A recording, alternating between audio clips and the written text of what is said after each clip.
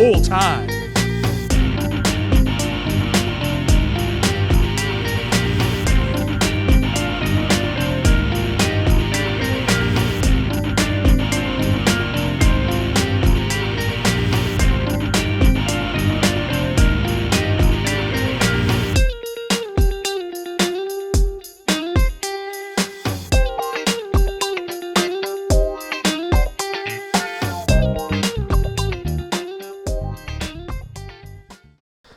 All right, hey, welcome to Performers on Performing.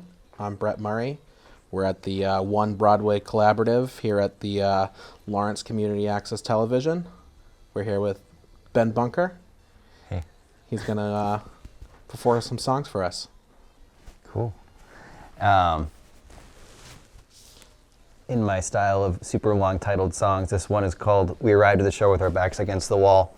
You can find it on Bandcamp or Spotify. It's under Beds. The Bandcamp is onebeds.bandcamp.com. All right, plug. Here we go.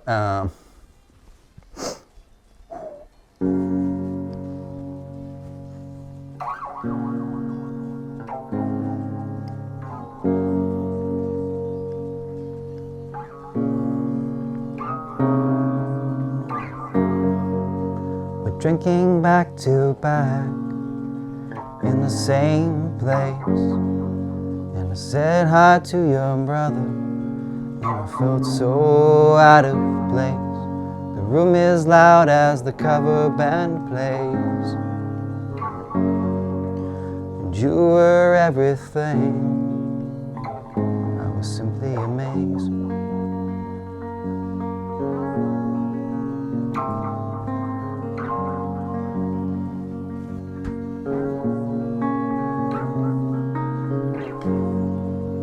Walked by and touched my shoulder.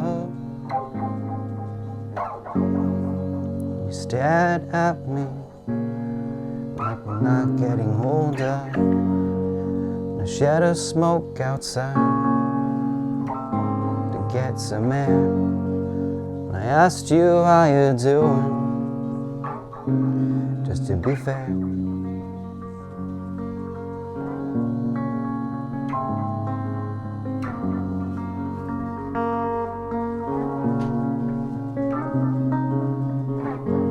I don't mean to be this rude, but I like you and I want you to know I would like it if you stayed, 'cause you're my friend and I don't want you to go away. And I don't mean to be this rude, but I like you and I want you to know I would like it if you stayed, 'cause you're my friend and I don't want you to go away. And I don't mean to be this rude, but I like you and I want you to know I would like it if you stayed, 'cause you're my friend and I don't want you to go away.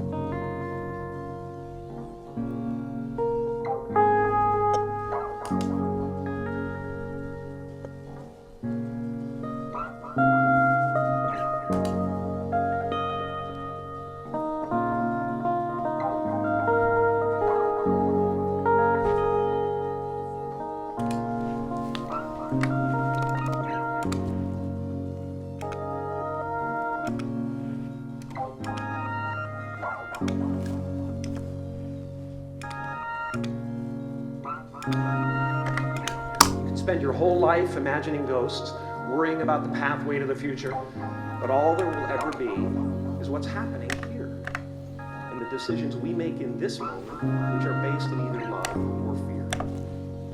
So many of us choose our path out of fear disguised as practicality.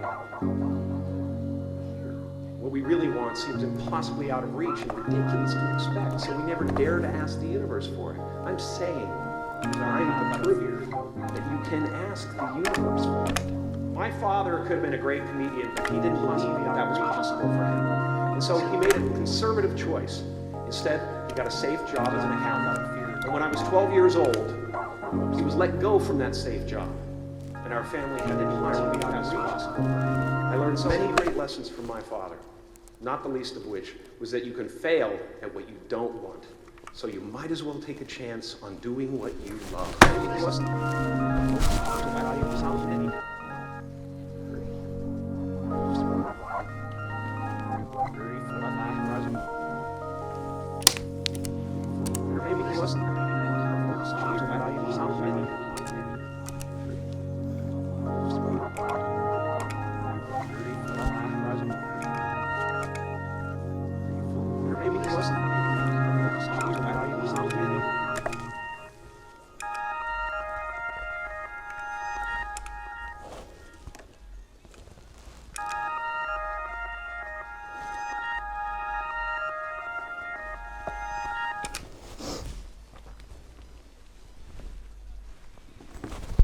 Cool.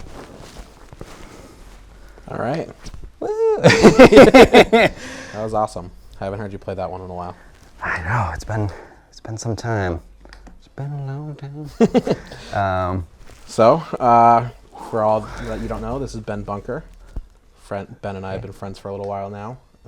7 seasons, as we talked about backstage. Uh, Yeah. so, people who aren't musically inclined, why don't you explain?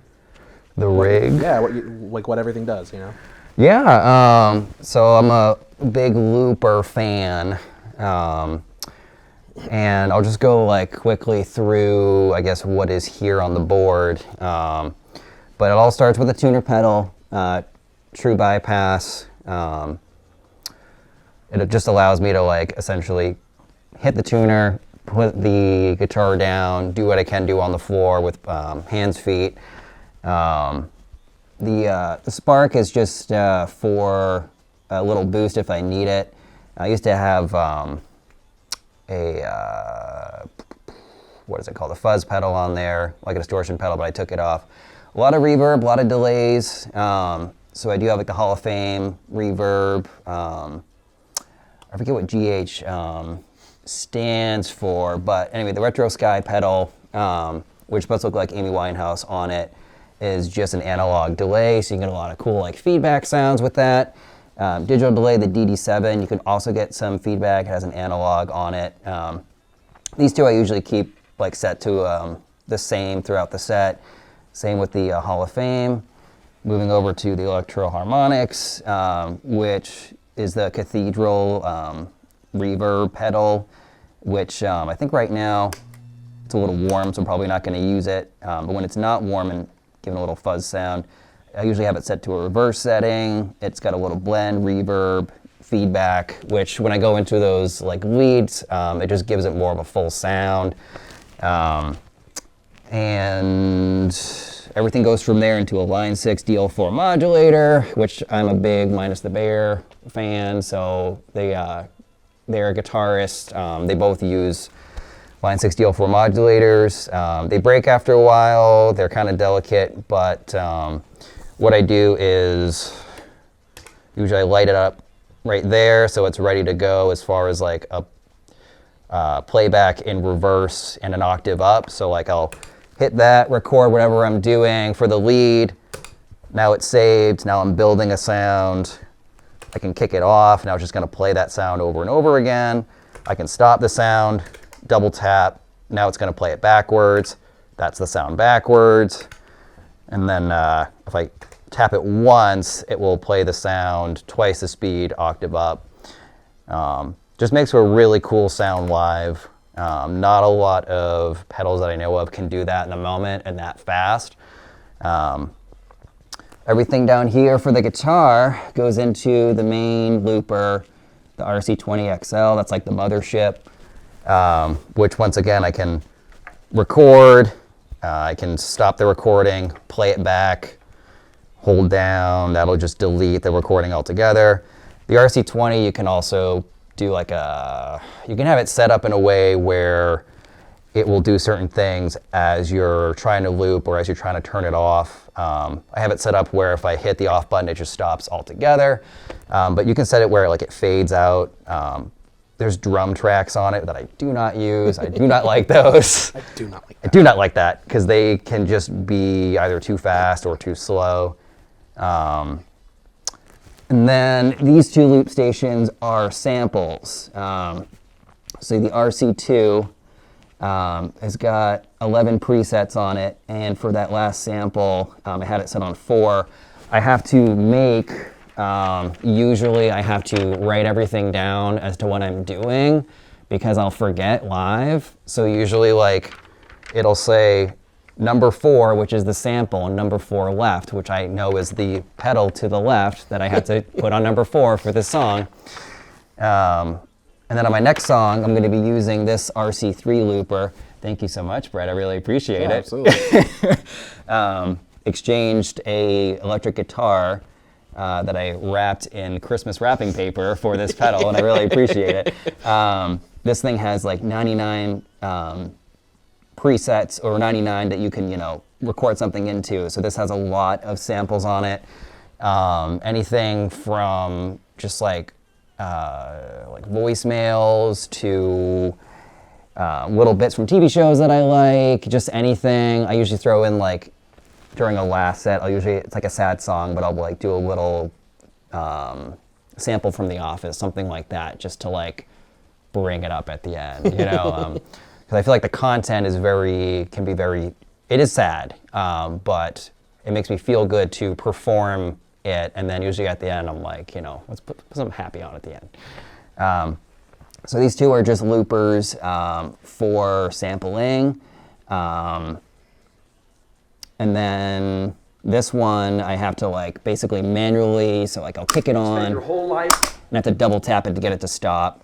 And then this one is set up with a Boss FS6 switch, which allows me to tap it, it'll play, and then I can turn it off over here. I can channel up or down to like another sample to have it ready. That way I'm not on the floor tapping buttons. I can just do it with my feet over here.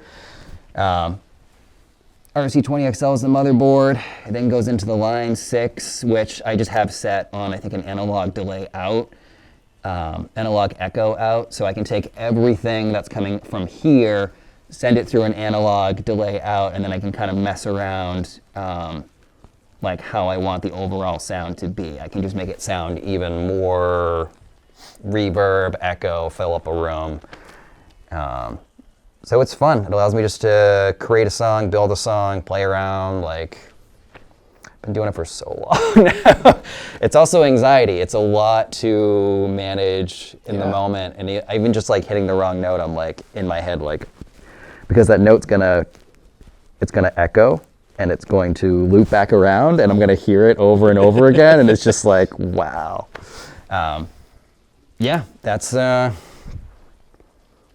And if anybody has any questions about like looping and how to do that and they want to reach out to me, Facebook, Instagram, I'm happy to demo any of it or, talk more about it. This is like years of going on like Facebook Marketplace and meeting people and buying pedals and testing stuff out. And yeah.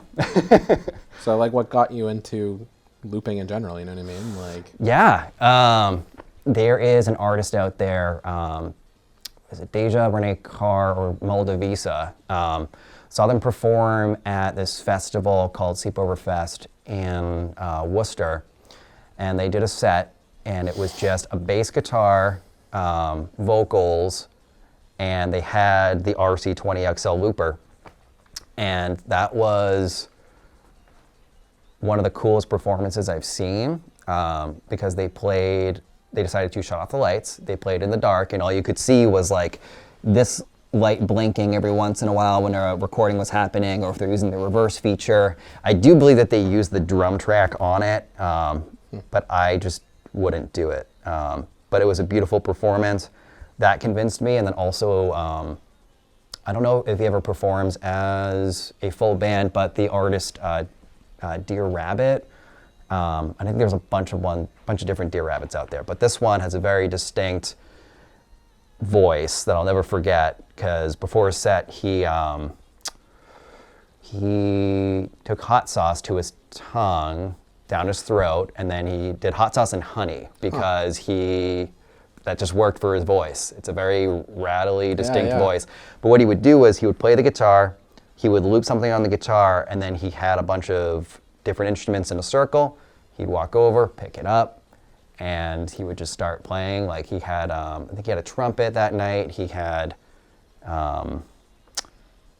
what's the famous accordion you know, so he was just like, let me loop this. Here's like most of my song. When I pick up this instrument, I'm going to play with it.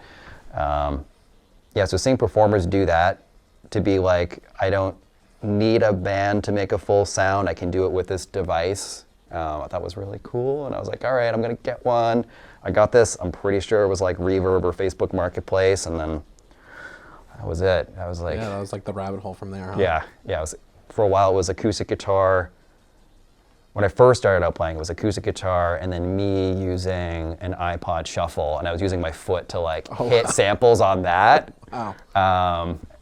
Yeah, Line 6 amp, auxiliary cable into the amp, and just iPod Shuffle. Like, here we go. Here's the next song. Wow. Yeah. When did you start doing this? Like the whole like beds kind of performance that you... So the best performance was, I had to look back. I was like, Was that your first like starting performance of doing like looping and stuff, or were you doing something before that? I was always kind of in a band for a little bit before that. I was in, what was that band called? I was in it for maybe like a weekend. What was it called? The Something Willows, Abe and Jake's band. I forget the name. Yeah, I don't know. I didn't know I them forget all the back name. then. So I was always kind of just like playing music, playing acoustic guitar, kind of in a band for a weekend, not really. Yeah. Yeah.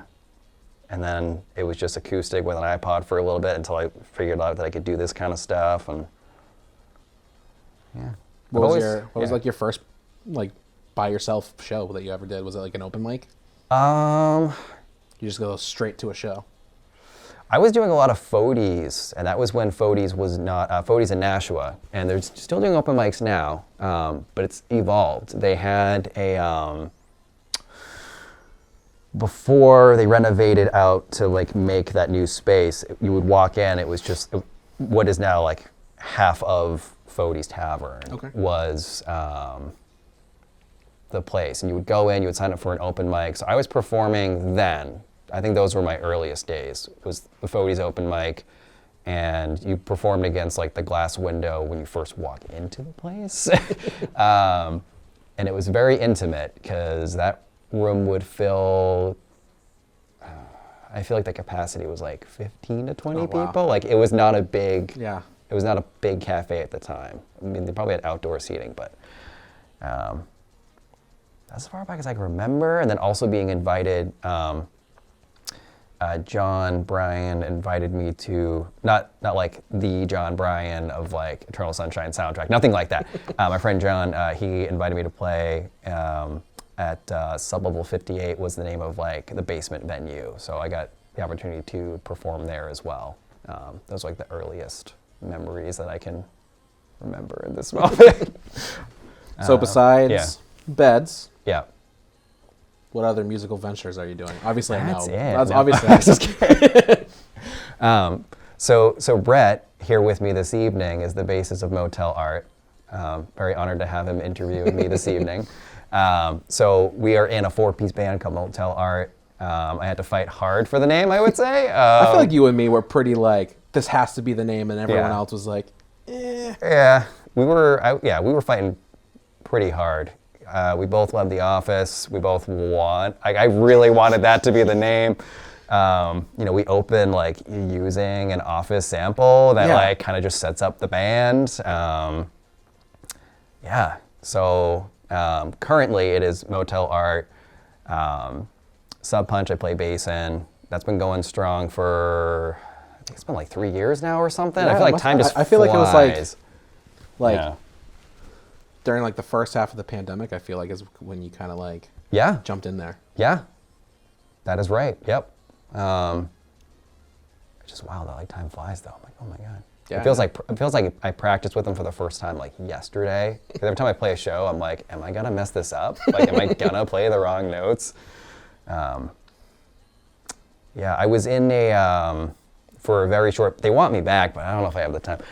For a very short period, I was in a horror punk band, which will remain nameless. I didn't know you weren't a part of them anymore.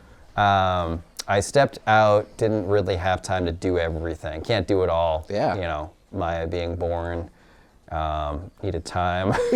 And the lead singer of that band was very understanding, but definitely would like me to come back. Because we played some really cool shows with that band. Played at a skate park. We just played a couple of bars, but the shows that we put on are fun, extravagant, I would say. Kind of theatrical. A Yeah, little bit. yeah. Our lead singer is theatrical for sure. And then prior to like the bands I'm in now, I mean, I feel like I'm always doing something music-wise, so I'm not like recording myself. Like the Beds albums are all recorded, self-recorded, just through Logic. I think the first couple of recordings were like GarageBand, and then my friend Jeremy was like, "Hey, I'm gonna buy you Logic because like I think you could do so much more if you have this." And I was never gonna buy it myself. Yeah. So I've been in a couple other bands. I played bass in this band called Cat Hugs, and we got an email from this other band called the California Thugs. So like the California CA and then Thugs, so Cat Hugs, California Thugs. And they're like, hey, they're basically like asking for like a domain right or something like that. And I was like, no, we're not gonna do that. But I played bass. It was a 3-piece. Kevin Boardman on the drums. Rachel, I don't know if she wants me to say her last name or not, but Rachel on guitar, and I played bass, and Rachel and I just like had different songs we wrote, and we played them together, and that was cool.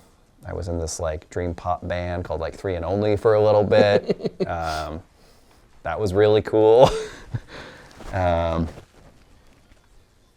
was in that band, oh my God, I forget the name of the band, now that's so bad.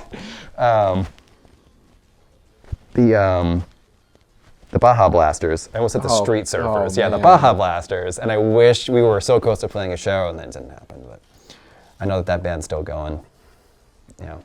Anyway, yep. So how did you get a part of Sub Punch? I feel like it's like, I mean, obviously you're friends with Yeah. them. Yeah. So Mason reached out and he said, hey,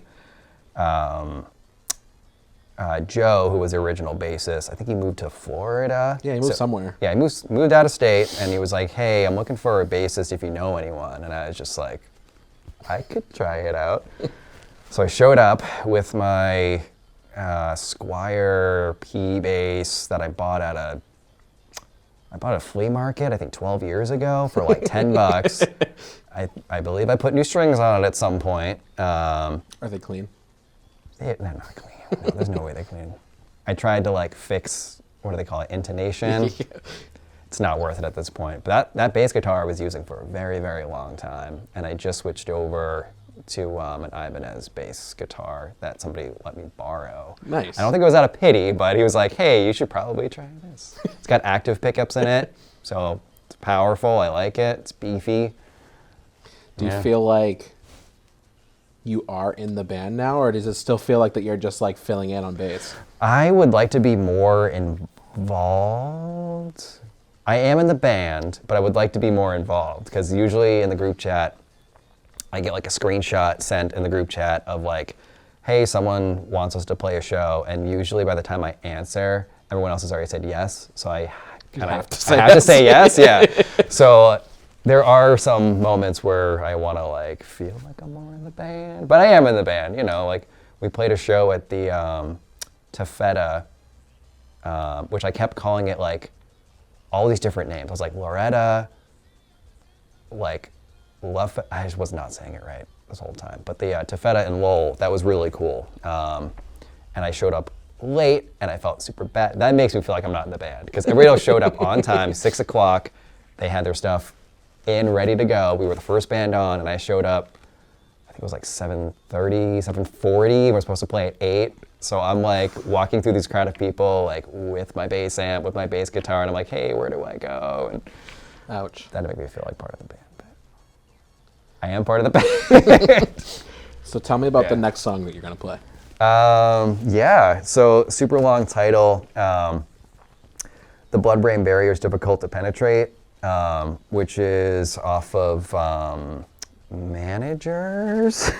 Yes. Yeah, I think that's all. I think it's off Managers. It's either Remitters or Managers. I generally play off of those two because those are like the newest things that I've written, performed, have a couple of new songs for Motel Art, and then one song that we kind of, I thought about recording, but it doesn't really have much like full band sound in it until the end. So, but yeah, so I work. I say this a lot when I'm on stage, but like I work in human health services.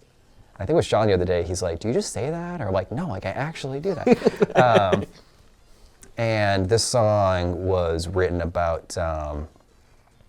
I work at a residential program, a new one, but I have a lot of experiences working in the mental health field and kind of just like the things that you see and you kind of understand that like you might not always have the answer for something, but I think that giving your time is like one of the most valuable things you can do. And I think that with the work that I do, that's what the clients see is like you're giving your time, you're giving your best effort, and they appreciate that over maybe you not being able to help them exactly the way they wanted to be helped.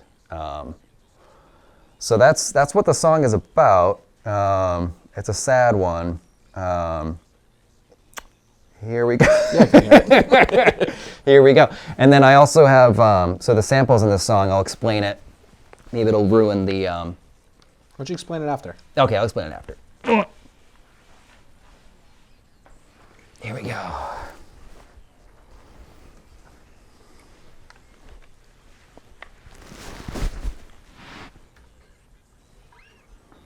Make sure I'm in tune. I have to retune this whole thing. Hold on one second. Do you have another question while I'm doing this real quick? And Are you tuned? That's a great question, Brett. You know, like, I guess, when did you start originally performing altogether? You know, like, were you like in like middle school, high school? If I had to date it, it was right before the end of... Oh my God, I'm like, how old am I now? Jeez. It was, started performing, I want to say around 2014, 2015. Okay. I was doing a lot of writing and just like recording and seeing what kind of sounds I could make. The album Filters, I think, is a good kind of like intro into like me taking samples, live recordings, mixing it all together. The song, it's called like Love or Fear, or This Love or Fear, is like when I started to like loop stuff backwards and kind of create a like a rhythm based off of that. I think I got this.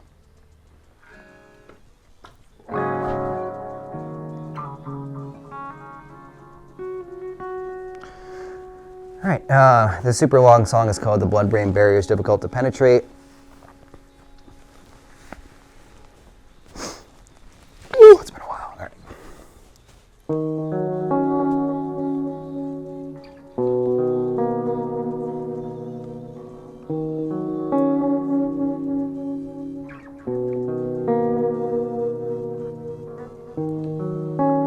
Hate that I can't sleep at night.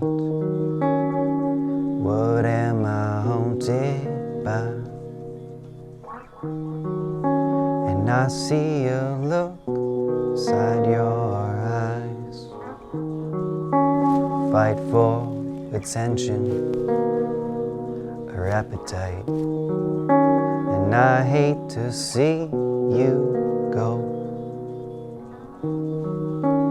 Writing your fictions, spirits and ghosts. You said you were coming home, and I play who loves you the most.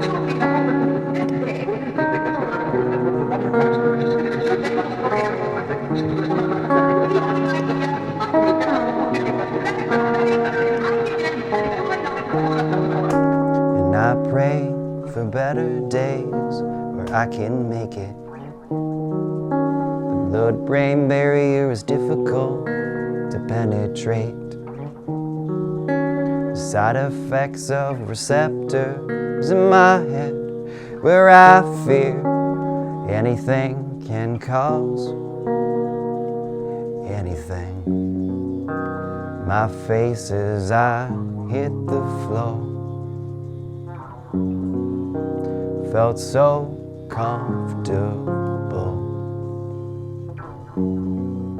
The dirt in my throat caught up with me.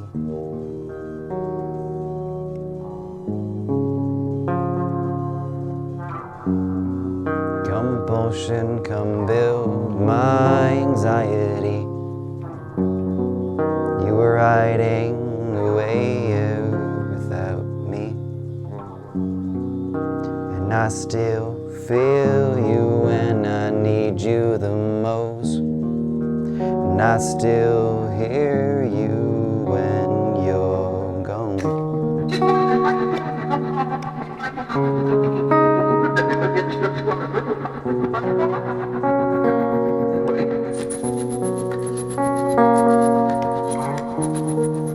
I saw you in the backyard. You were flattened by the weight of everything.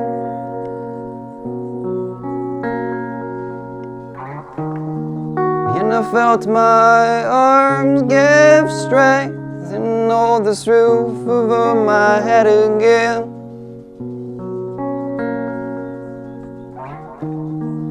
You were pulling up daisies, you were screaming at the earth.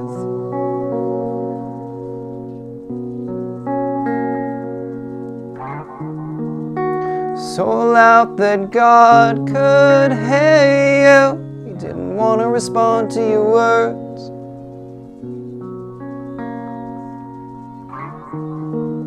You looked up into the sky and felt like you were worthless.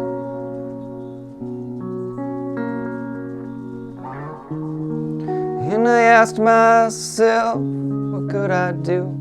Could I fix this? You said no. You said no. You said no.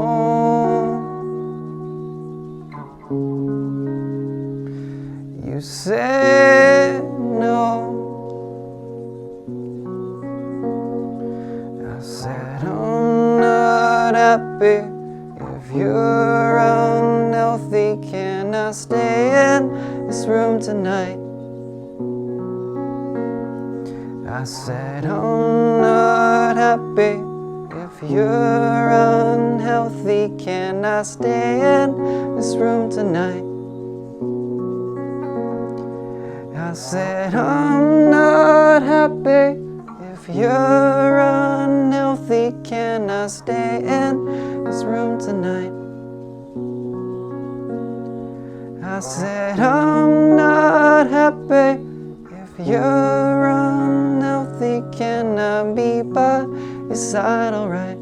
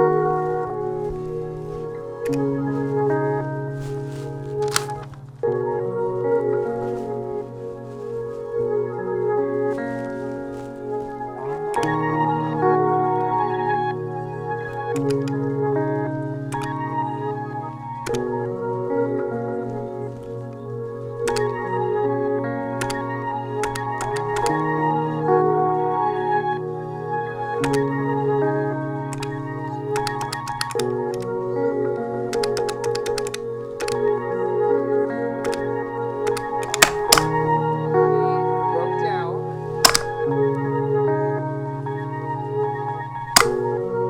Évidemment, la coche-pète.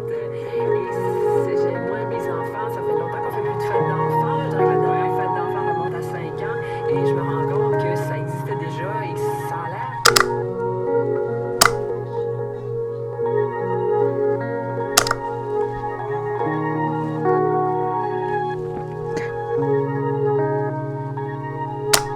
Whole life imagining.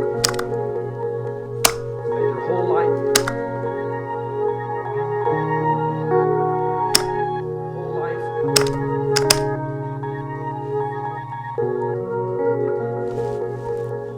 Spend your whole life.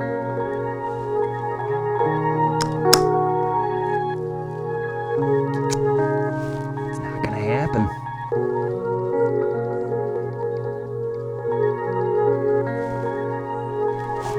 I like Frank Shirley, my boss, right here tonight.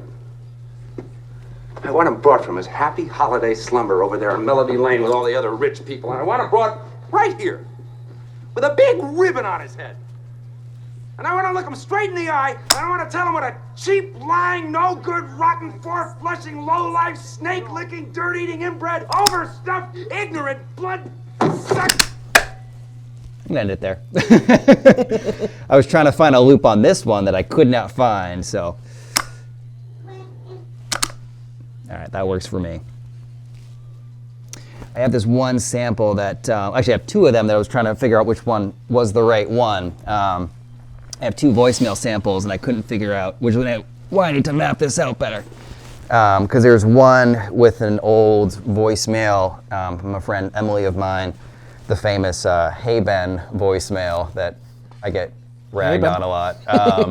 And then there's another voicemail with Rachel on it, and she's just asking about like going to a show. Like that's it. But when building up the sound and then playing the voicemail, they sound like way more intense than what they actually are. So Yeah, intense. it's just like, hey, if you want to hang out, like give me a call later. Like that's it. That's the voicemails. So the two samples used in the song that are also in the recorded version, I don't even know if people are going to recognize it or not, but my brother would run around with a cassette tape, and I found the cassette tape later on, and I was so happy that I found it. So he ran around with this cassette tape, and he would go to the back of TVs and just like record the audio that was on TV. So you got a really cool recording of Home Improvement, just like, it's so random, because I put the tape in, I hit play, I recorded it to, whatchamacallit, to Logic, and then I just looked through to see like the wavelengths, to see like, okay, what's on this tape, I'll like see if something registers, and he got, it was like All in the Family, no, sorry, not All in the Family, Home Improvement, there was like another TV show, and then he just got random recordings. And one of them that I have set up now for the last song, is just a recording that he had of like me, it was me, my brother, and my mom just like talking, and like I'm pretty sure I'm like 3 or 4 years old in this, and I'm like, how did he do this? Like, how did he get all of this cool recording? And I feel like that's what you did back then. Like, Yeah, you just did stuff. well, like to like get the album that you wanted on a tape, Yeah. you would like put it in, Yeah, hit yeah. record when like the radio station was on, or like you'd wait for your favorite show to come on at night, and you would put a cassette tape in, and you'd be like, all right, I'm gonna record this so I can watch it later. Like The Simpsons, I did that so many times. It was like, well, I wanna watch it now and I wanna watch it later, so I'd hit record, and yeah, it's just, Tell Fox. yeah, oh my gosh. Jeez, they know.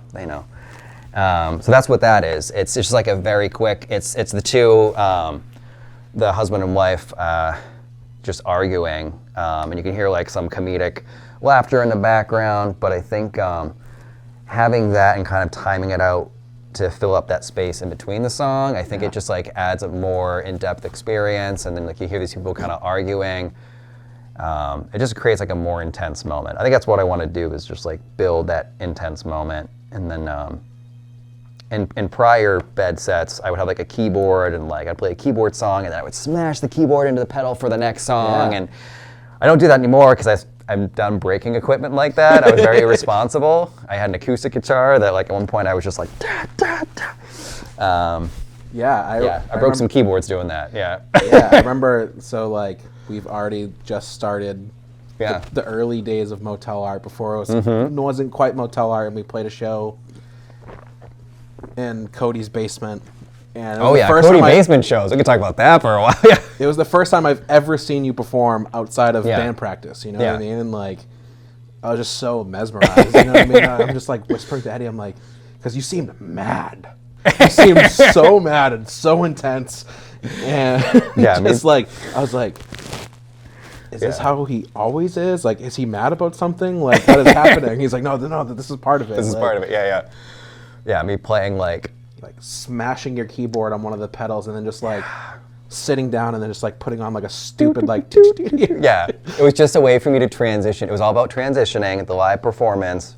And I was like, all right, I'm gonna take this keyboard, I'm gonna play this like song that I wrote about like seeing somebody at a market basket that I was like, you're the one, you have to be the one. Like that's what the song was about. I was listening back to some of my like earlier songs. I'm like, some of this is like real bad cringe. I'm just like, it's like when you read the your context of the song is cringe, but it's a good song. You know Yeah. what I mean? Like it's Yeah. catchy and Yeah. Wow. Yeah. It's like when you read back like old diaries, or like if you can get into your MySpace now. Oh, you know, yeah. like that's what it feels like for me. I'm just like, I know I could have done better.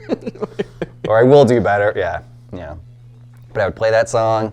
I would smash it. So like I would have this thing set up. I would turn it to, I forget, I think it was 11 was like the track.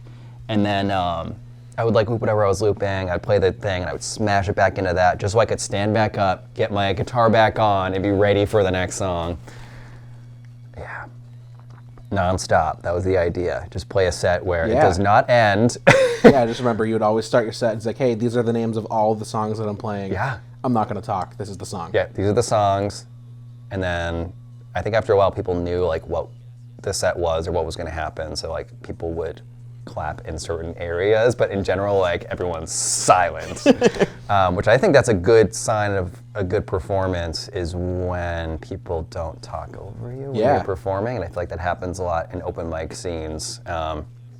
Unfortunately, if you play at a bar, if you play at a cafe, not everyone's there to hear your music, but if you can give them a show, if you can do something they haven't seen before, like, you know, throw in a sample and they're like, what is that? Or like you loop something and they weren't expecting this full sound to come back, or someone's gonna smash their keyboard, you know, and I wish I still had that. No, I still have that keyboard. It's broken, but I still have it. Little Casio keyboard. How much did you like practice like your first ever whole set before like Yeah. debuting it? Once I started looping, a lot. I was practicing a lot. I was sitting on my floor in my bedroom, just like, okay, this is how I'm going to transition, and like mapping it out. Like, okay, I have to have this ready, and it has to also be at a certain volume. Like, I don't know Yeah. how well this came through in the last song, but I know that these samples could have probably been a little bit quieter, in my opinion. So like making sure that everything's set up so that the audience isn't taken out of the experience just because something is loud or something doesn't quite fit. Yeah. Yeah, so I was doing a lot of practicing, especially with I wish I was more confident when performing to like take a leap of faith and like soloing and like be more on the guitar, like, what do they say, like riff more, twinkle less, you know, like I wish I could just like riff more and be more comfortable with that, but there's so much going on here that just to get like the basic rhythm looped and then everything else set up, I feel like it's hard for me to like get out of that zone to Yeah, be absolutely. like, oh, now everything's set up, let me just like noodle around and see what I can do. It's like, no, I've practiced this routine, so I have to do it this way. So like one of the things that like I understand about like you know, you had a baby. Uh-huh. How hard has it been like managing everything, like Managers, like, trying managing, to want to even just like make the time to do this, go to there are multiple different band practices make time to be a dad, like, must be pretty hard. It is hard, and I'm very appreciative of my wife, Sam, like taking that, being available and flexible like that. Yeah. And sometimes things, I feel bad because practice isn't always the same time every week. So sometimes I'm like, oh yeah, it's not tonight. And she's like, oh, that's awesome. I'm like, yeah, it's tomorrow. And she's like, what? So I could definitely communicate better about those things. I'm in the same boat myself, so. It's hard. I feel like it's hard, but it's rewarding, and Yeah. and I love it. And like, I wouldn't trade anything, for Yeah, like yeah. that experience. And our daughter's great. Yeah, she's great. She's kind of just being a little interesting character at night, though. I don't know. I think it's the attachment right now. So she's like about to hit 10 months, and she wakes up a couple times a night, and I think she looks for us, doesn't see us because she's in her crib, and she freaks out, screams, and we're like, okay, well, we change her because she needs to be changed. We give her a bottle, and then she calms down. We hold her for a little bit, put her back in the crib, and then it just starts up again. It's like 3 or 4 times a night. Man, I talked to somebody who had a 3-year-old the other day, and I was explaining lack of sleep, and they're like, yeah, what's that? And they're like, I haven't got sleep in 3 years, and I was like, oh no, I'm in for it now. But you adjust, you learn. Yeah. You definitely prioritize what is most important. I think when you have very limited sleep and time, you're like, okay, this is what I need to do. This is what I would like to do, but this is what I should do. You just, Yeah. Man. Yeah. So, Motel Art Yep. recording, right? Yeah. Big shout out to Casey Dawson. We are, I want to say 80% done, Yeah, right? we're like little tweaks here and there. Yeah. I I talked to him today. We're hopefully going to get some mixes by Friday over this, upcoming weekend. We've gotten the comps, as he says. Yeah. I think just comped vocals is what he meant by. I don't know, but I don't know. sounding good. They sounded really good. And then we came in on Sunday with some notes, and we did some group vocals. I think the album's going to be great. We'll have a 5-song EP. Yeah. What are they? Yeah, EP at that point. Yeah. It's kind of wild, on how the last EP that we put out was literally 3 days before the world shut down. And we released an EP and we're like, hey, yeah, we can't wait for this. And then we never got to do anything with it. We were up for the Boston Emission show, and then we that got were supposed- rescheduled. Yeah, that got rescheduled and canceled. And Yeah. Well, hopefully with this next batch of hopefully songs, we can get out to people and I'm so excited for these songs too. They are coming together very well, and it sounds like a very good final product. Yeah. The little twinkles that just a couple of songs had little twinkles at the beginning. I wish we had one song done that we could just play it, but obviously don't and can't. Yeah. But it's gonna be great. I think we have to settle on a title for the album, and then whatever the album cover is gonna be. I don't even know. We haven't even remotely thought about that yet. I was thinking a Polaroid of maybe not us, but somebody else, or something happening where everything's moving really fast. So the face is still, but everything else is moving around. I don't know. We'll think That's about the it. only idea that I got. So you got one more song left. Yeah, one more song. I gotta make sure. I think I'm in tuning, and if not, I can definitely make sure I'm in tune for it. So this last song is called I Was the King of This House Once. Once again, super long title. And something about Spotify that I learned is that, especially with this Manager's album, they wouldn't let me title the tracks the way I wanted to. Yeah, because you originally were doing symbols and stuff, right? Yeah, it was abbreviations, and then A's were replaced with 4s, and E's were 3s, and all that. And Spotify came back and said, hey, we're not going to approve this for Spotify because we're worried that people won't be able to find you. And I was like, okay. So they could do it. Yeah, they're just like, no. They're like, but we're not gonna. So I had to go back and rewrite things the way they're supposed to be spelt, and then they accepted it. So, so this song is about, I can make sure I'm doing too while I'm doing this, but this song is about the Overlook, specifically about the Overlook in Haverhill, Mass, which if you haven't gone, it's worth going. I know they're putting up houses all the time, like bajillion-dollar property houses.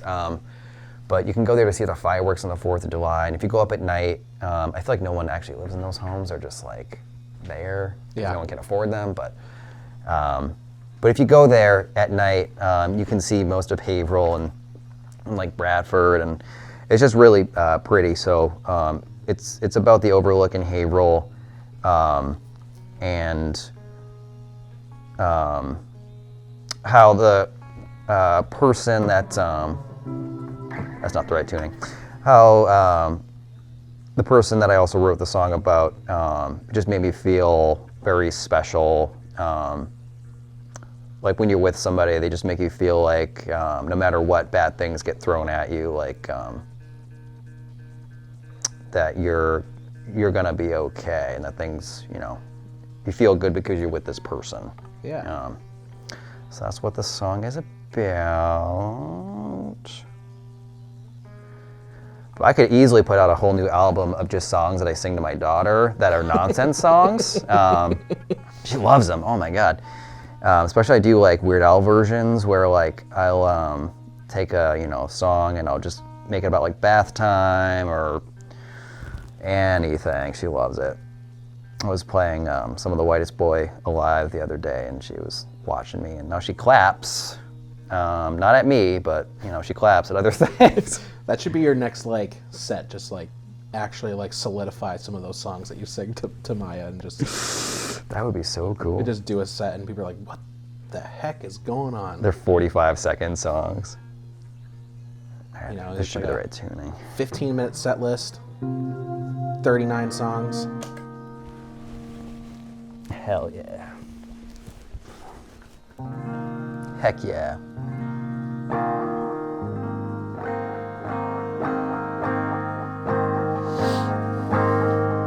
And the audio at the end is a recording that my brother did, where he had the cassette tape out, and you can hear my mom. I think I was just making I think I was just really too young to even say something, because my brother's talking about difference between fishing and whaling, and then my mom's trying to get us ready for bed, and yeah, it's cute, but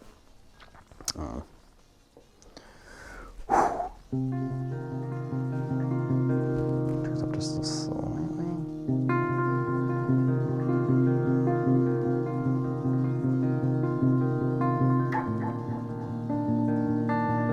There we go. All right.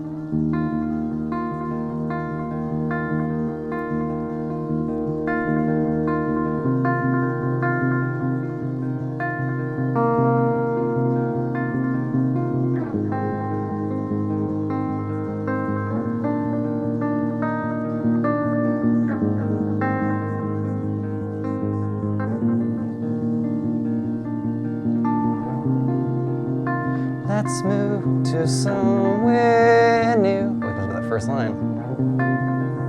A shift in this scenery is what we need. Anxious as a dream. You are everything you seem to be. And all those denim jackets in your closet. All those words you can't forget. And colleges with rejected letters. What words will make it better? What words will make it better?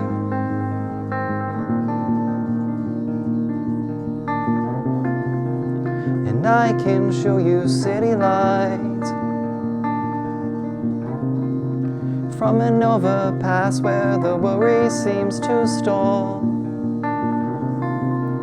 And you will show me a better life. Remind me we're so small that we are nothing when we're gone. And I was the king of this house once, and how I reclaim it for myself. And you make me feel less broken, like a city light that shines its way through hell. Like a city light that shines its way through hell.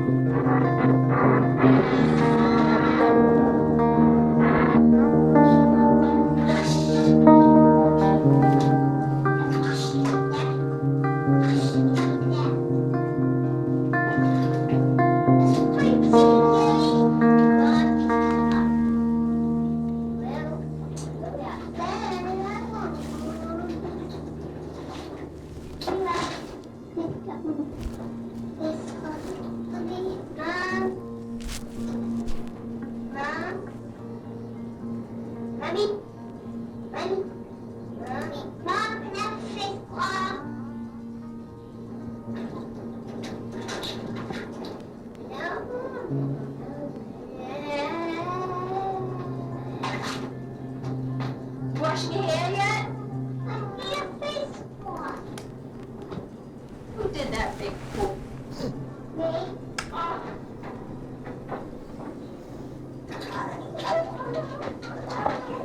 Make sure when you get out of the tub that you put your dirty clothes in the laundry.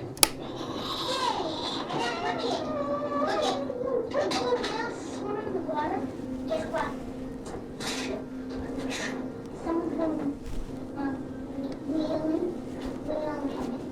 You know, like fishing when you catch a fish? Well, whaling is when you catch a whale. Well, the people were going whale. They're going to catch a whale.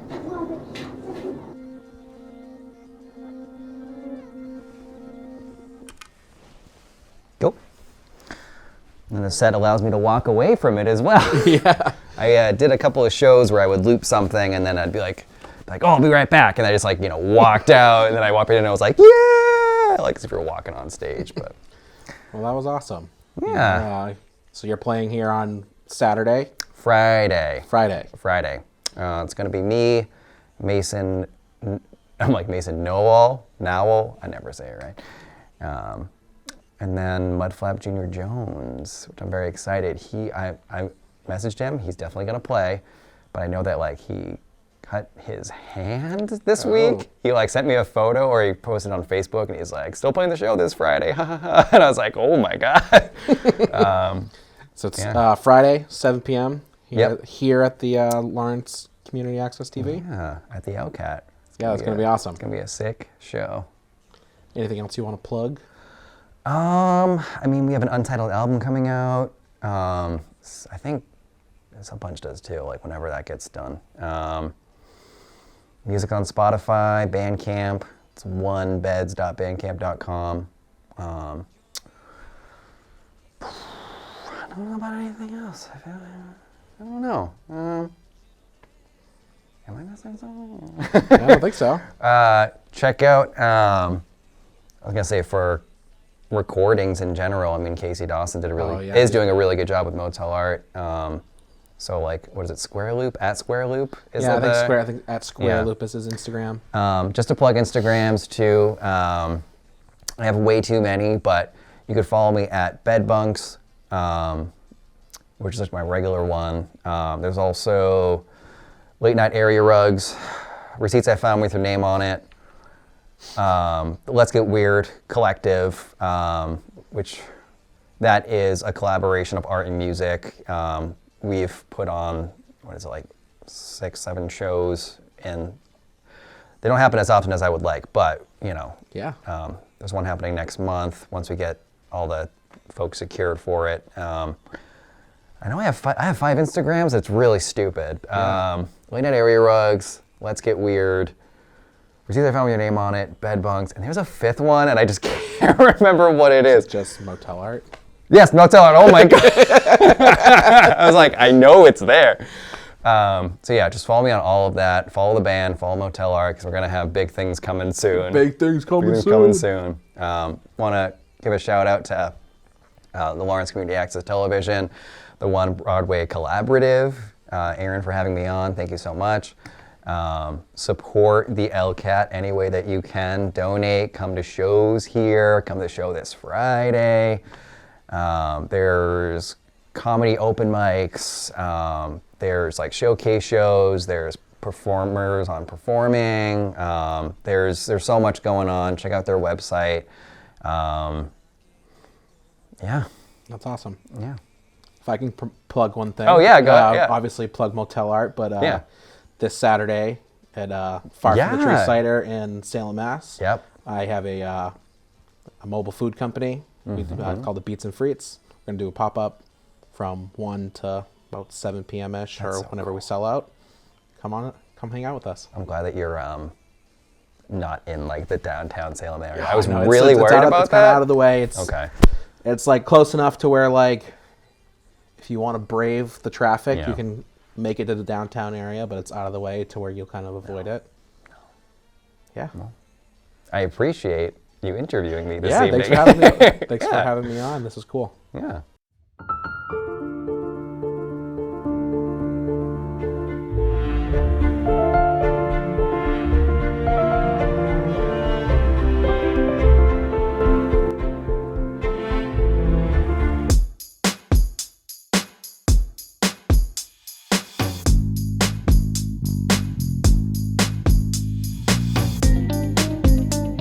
Doing it this whole time.